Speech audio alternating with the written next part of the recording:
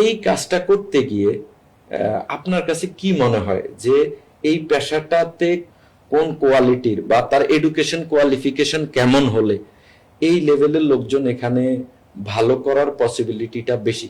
তো শুরু থেকেই যদি আপনি একটু বলেন যে আমরা অনেক মানুষ উপকৃত হবে, যে সে বুঝতে পারবে যে তাইলে আমার জন্য মনে হয় আমি অন্য 2 জায়গায় 5 জায়গায় ট্রাই করেছি, ভালো করতে পারি নাই, মনে হয় আমার জন্য এই ক্যারিয়ারটা বেটার হইতে পারে।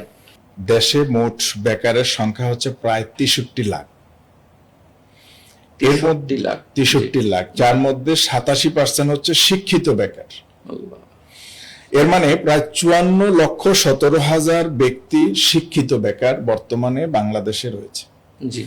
এখন আমার কোশ্চেন হচ্ছে, একজন ব্যক্তি সে তার জবের প্ল্যানিং করে, সে জবের চিন্তা করে, কিন্তু সে অনেক সময় জবটা পায় না।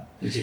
এই মানুষটাই কিন্তু সে ইয়াতে কোনো ইন্স্যুরেন্স কোম্পানিতে ইনভলভমেন্ট হয়ে, লাইক সোনালী লাইফের সাথে যদি সে ইনভলভমেন্ট হয়, প্রশিক্ষণ নেয়ার মাধ্যমে একটা সুন্দর প্রশিক্ষিত টিমের সাথে সে যদি তার ক্যারিয়ারটা শুরু করে, সে কিন্তু এখানে একটা ভালো অবস্থানে যেতে পারে।